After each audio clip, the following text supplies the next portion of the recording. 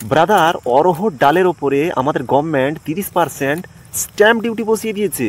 এবং এই যে 30% স্ট্যাম্প ডিউটি বসিয়েছে, এই 30% স্ট্যাম্প ডিউটি বসানোর পরে আমাদের দেশের যে কৃষকরা এই অরহর ডালের প্রোডাকশান কমিয়ে দিয়েছিল, অর্থাৎ চাষ করা বন্ধ করে দিয়েছিল, তারাও জোর কদমে চাষ করবে।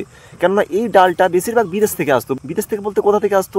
কানাডা থেকে আসতো, এদিকে তোমার মায়ানমার, তারপর রাশিয়া, এইসব দেশ থেকে অরহর ডাল বেশিরভাগ সময়টা আসতো আর কি। এদের কাছ থেকে আমাদের ভারত সরকার আগে কোনো ট্যাক্স নিত না, এবং রিসেন্ট এই অরহর ডালের উপরে যখন 30% স্ট্যাম্প ডিউটি বসিয়ে দিয়েছে, তখন লোকাল মার্কেটে এই প্রাইসটা একটু বেড়ে যাবে। প্রাইস যখন বাড়বে, আমাদের ভারতের যে কৃষক যে কম পরিমাণে অরহর ডাল চাষ করেছিল, তারা বেশি দামে বিক্রি করতে পারবে।